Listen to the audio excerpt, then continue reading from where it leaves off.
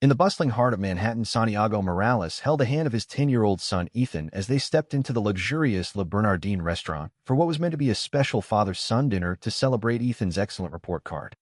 The last thing Santiago expected was that a single glance across the crowded room toward a struggling father would change everything in his life forever. The air was filled with the aroma of exquisite French cuisine and the soft hum of conversations from well-dressed patrons who seemed to belong in this world of crystal glasses and tailored suits.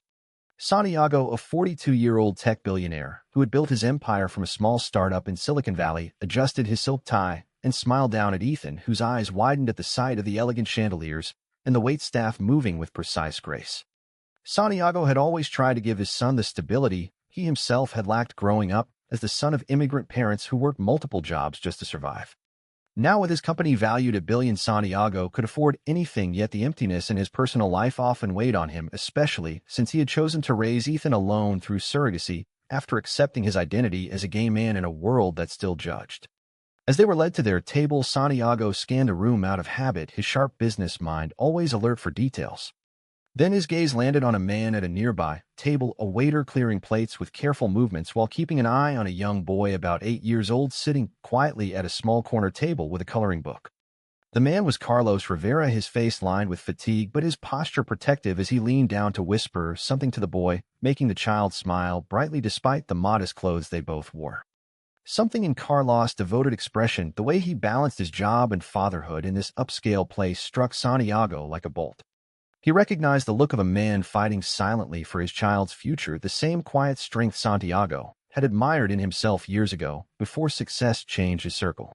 Ethan tugged his sleeve, asking about the menu, but Santiago could not look away. When the waiter Carlos approached their table to take their order, Santiago met his eyes and felt an instant connection, a pull that went beyond mere recognition.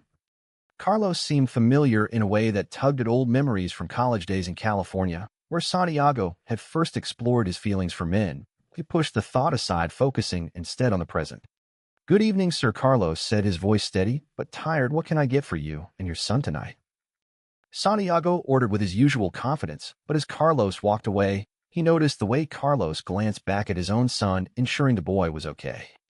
The dinner progressed with Ethan chatting about school and friends, but Santiago's mind kept returning to that glance. After the main course, he excused himself and approached the corner table where Carlos was now sitting briefly with his son during a short break. "Excuse me," Santiago began, his tone warm and genuine. "I could not help but notice how you care for your boy. It reminds me of my own struggles before things changed." Carlos looked up, surprised, his dark eyes guarded but polite. "Thank you, sir," he replied quietly, "but we are fine, just enjoying a rare night out." Santiago introduced himself and Ethan, and soon the boys were talking animatedly about video games, breaking the ice. Before the evening ended, Santiago slipped his card to Carlos with a quiet offer to talk more if ever needed, no strings attached. Carlos hesitated, pride evident in his posture, but accepted with a nod. As Santiago and Ethan left the restaurant, the city lights of New York sparkled around them, yet Santiago felt a shift inside him, a spark that would soon grow into a fire. The drive home was quiet, Ethan already dozing, but Santiago replayed the evening. The glance at that struggling father had opened a door he had long kept closed. Little did he know this was only the beginning of a journey that would test his heart, his empire, and his understanding of what family truly meant. Back in their Brooklyn apartment, Carlos tucked his son Miguel into bed, the boy's excitement from the special dinner still lingering. Carlos sat on the edge of the bed, reflecting on the tall, handsome man who had approached them. Santiago Morales, a name he vaguely recalled from news articles, the billionaire who had everything Carlos dreamed of providing for Miguel. As a 37-year-old single dad working 2 jobs to cover rent and food after losing his partner years ago in a tragic accident, Carlos had learned to hide his gay identity to avoid losing custody or jobs in his conservative community. The encounter left him uneasy yet hopeful. Perhaps this was just a kind gesture, or maybe more. The night passed with Carlos lying awake, wondering if he had imagined the intensity in Santiago's eyes. The next morning, Carlos dropped Miguel at school before heading to his mechanic job, the memory of the dinner and the card in his pocket burning like a promise. Meanwhile, in his penthouse, Santiago reviewed company reports, but his thoughts drifted to Carlos and the way he balanced fatherhood with hardship. He called his assistant to discreetly look into the waiter's background, not out of pity, but genuine curiosity. By afternoon, the report confirmed Carlos struggles single, dad low income, no support network. Santiago felt a surge of determination. This glance had ignited something profound. He decided to reach out that evening, setting in motion events that would reshape both their lives in ways neither could predict. The week unfolded with small steps. Ethan and Miguel bonded over a park playdate arranged by Santiago, who watched from afar as the boys laughed. Carlos remained cautious, sharing stories of his late partner and the challenges of raising Miguel alone, his voice cracking at times with unspoken pain. Santiago listened, offering no judgment, only empathy drawn from his own hidden loneliness despite the wealth. As they sat on a bench while the kids played, Santiago shared his journey, coming out after building his company and choosing fatherhood to fill the void. The conversation flowed naturally, building a bridge between their worlds, one of luxury and one of survival. Carlos felt seen for the first time in years, his internal conflict easing slightly as he admitted his fears of being judged as a gay father. Santiago reassured him with quiet strength, "You are already the hero your son needs." The connection deepened, but tension simmered, Carlos' pride clashing with the offer of help Santiago extended subtly, a better job opportunity for stability. By the end of the file, the two men exchanged a meaningful handshake, the air charged with possibility, as the boys ran toward them, unaware of the emotional storm brewing. The following weekend brought Carlos and Miguel to Santiago's private rooftop garden in Midtown for what was described as a casual brunch but felt like stepping into another universe. Bright sunlight bathed the space, filled with potted plants and a long table set with fresh fruits and pastries. Ethan greeted Miguel with a hug as if they were old friends, and the boys quickly disappeared to explore the play area Santiago had installed. Carlos stood awkwardly in his best shirt, feeling out of place amid the elegance, but Santiago put him at ease with a warm smile and a cup of coffee. They talked for hours about everything and nothing: fatherhood, dreams, and the weight of secrets. Carlos opened up about his past, growing up in a strict household where being gay was never discussed, and how he had lost his job once when rumors spread. Santiago shared his own battles with board members who questioned his personal life, affecting company image. The conversation turned intimate when Carlos asked why a man like Santiago would bother with someone like him. "Because I saw myself in you," Santiago replied softly. "The way you fight for your son without complaint, it moved me more than any business deal." Carlos felt his defenses crack, the internal struggle between gratitude and fear of dependency surfacing.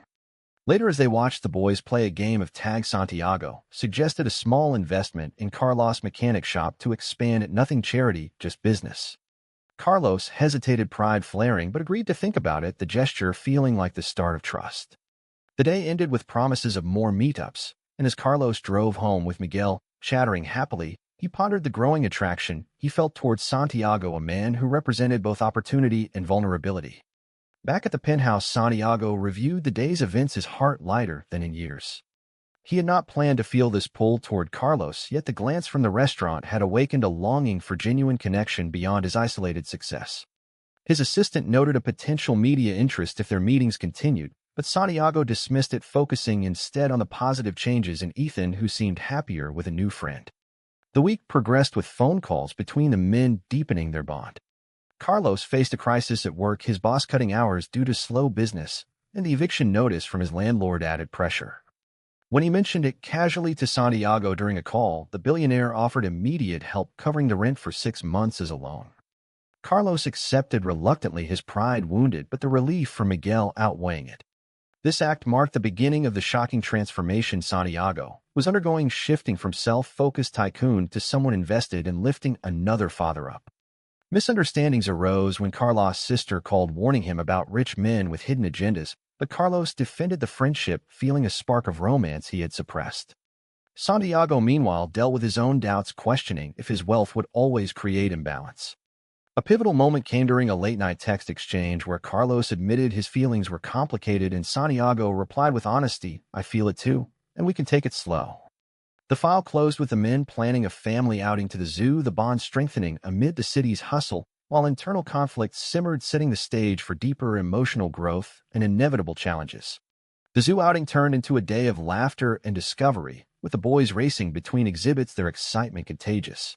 Santiago watched Carlos explain animal facts to Miguel with patient love and felt his admiration grow. In a quiet moment by the penguin tank, Carlos confessed his past relationship and the pain of lost Santiago offering a supportive hand on his shoulder, the touch electric yet innocent. They shared ice cream on a bench, discussing how fatherhood had reshaped their priorities, Carlos revealing his dream of owning his own garage to provide security. Santiago proposed partnering on the business expansion, this time with clear terms, and Carlos agreed the decision, feeling like a step toward equality. Back home, Carlos reflected on the day, his son Miguel, asking if Santiago could be like an uncle, the question stirring Carlos' hidden hopes for more. Santiago in his office faced a board meeting where questions arose about his time away from work, but he stood firm, prioritizing personal life. The week brought the first real test when Carlos received an anonymous note at work warning him about associating with a billionaire, perhaps from a jealous coworker. He confronted Santiago, who promised to investigate, but the incident planted seeds of doubt in Carlos' mind about the motives behind the help. Despite this, they continued meeting in neutral places like coffee shops where conversations turned to identity and acceptance, Santiago encouraging Carlos to embrace his truth for his son's sake. A breakthrough came when both men attended a school event for the boys where they were seen together, sparking mild gossip but also strengthening their resolve. Santiago's shocking action began to take shape as he quietly started a foundation for single parents in need, inspired by Carlos' story. Carlos learned of it through a news snippet and confronted Santiago, feeling overwhelmed by the scale. "It's not just about you," Santiago explained. "It's about creating the support I wish I had." The emotional exchange ended with a hug that lingered, the romantic tension building, but held in check by mutual respect. As the file progressed, family dynamics evolved, with the boys forming a brotherly bond that eased the father's worries. Carlos' internal crisis deepened as he weighed accepting more help against maintaining independence, while Santiago grappled with the fear of losing his empire if he continued down this path of personal revolution. A late evening walk in the park solidified their friendship, turning toward romance with shared stories of past heartbreaks and hopes for the future. The chapter ended on a high note with plans for a weekend trip, but underlying pressures from society and self-doubt loomed, promising greater conflicts ahead in their journey of growth and connection. The weekend trip to a quiet cabin upstate provided the space for deeper intimacy without the city's distractions. The boys fished in the lake while Santiago and Carlos prepared meals, talking late into the night by the fireplace. Carlos opened up about his struggles with self-acceptance as a gay man in a blue-collar world, Santiago sharing how success had isolated him until Ethan. Their first kiss happened naturally under the stars, a gentle moment of connection that left both men breathless with possibility. Returning to New York, the relationship blossomed with private dinners and park walks where they held hands discreetly. Carlos started the garage expansion with Santiago's investment, the work bringing him pride and stability. However, misunderstandings surfaced when Carlos saw a photo of Santiago at a charity event with an old acquaintance and assumed the worst, pulling back in fear of betrayal. Santiago explained it was business, the conversation leading to a heartfelt apology and reaffirmation of commitment. The boys noticed the change, asking questions that forced the fathers to discuss blending families carefully. Santiago's board grew restless with his divided attention, leading to a tense meeting where he defended his choices, highlighting the foundation as a legacy beyond profit. Carlos faced pressure from his family, who disapproved of the association with a known gay billionaire, but he stood his ground for the first time. The shocking transformation in Santiago became evident as he reduced his work hours to spend more time with Carlos and the kids, the decision shocking his colleagues. Emotional growth accelerated as both men attended a support group for LGBT parents, sharing their stories and finding community. A family picnic in Central Park marked a milestone, with all four together laughing like a unit. Yet internal conflicts persisted, Carlos battling feelings of inadequacy, Santiago confronting the sacrifice of his former lifestyle. The file built to a high point with quiet evening at Santiago's home, where they discussed future possibilities, the bond deepening through vulnerability and mutual support. Challenges loomed, with external forces beginning to stir, promising tests of their emerging love and the choices that would define their paths. Tensions rose when a tabloid published photos of Santiago and Carlos together, speculating on their relationship. Carlos panicked, worried about his son's school and his own job security, while Santiago confronted the media with a calm statement affirming his personal life. The misunderstanding escalated when Carlos temporarily distanced himself, believing the attention would harm Miguel, but an honest talk in the park resolved it with tears and promises. Santiago's ex-business partner leaked information to the board, attempting to undermine him, the betrayal cutting deep. Carlos supported Santiago through the crisis, the roles reversing as the poor father offered emotional strength. The kids experienced bullying at school, prompting both fathers to address it together, teaching resilience. A romantic getaway to the Hamptons allowed healing with beach walks and deep discussions about sacrifice. Santiago revealed his plan to step back from daily operations to focus on family and the foundation, the decision a major turning point. Carlos accepted a full-time role in the garage, now thriving, his confidence growing. Family pressures mounted when Santiago's conservative relatives visited, questioning his choices, but the blended group stood united. The file highlighted awakening as Carlos came out more openly to friends, gaining acceptance. High points included a joint birthday party for the boys where love was palpable. Yet the climax built with a legal threat from the ex-partner targeting Santiago's assets, forcing difficult choices. Through it all, the men leaned on each other, their love maturing amid the storms. The legal battle intensified with Santiago's empire at risk, the ex-partner claiming misconduct tied to the new foundation. Santiago made the ultimate sacrifice, selling a portion of his shares to fund legal defense and protect his family, choosing love over full control. Carlos stood by him, providing practical support and emotional anchor, the roles fully balanced. Misunderstandings cleared as they confronted the betrayal together, uncovering the ex's jealousy over Santiago's happiness. The boys sensed the stress, but the fathers shielded them with normalcy through outings and talks. A health scare for Carlos from stress brought Santiago to his side, the fear solidifying their commitment. Society's judgment peaked with protests of the foundation launch, but the men faced it united, their story inspiring others. Growth shone as Carlos took leadership in the garage, mentoring other single dads. Santiago's transformation complete, he embraced a simpler life, the shocking action of reshaping his world for love resonating deeply.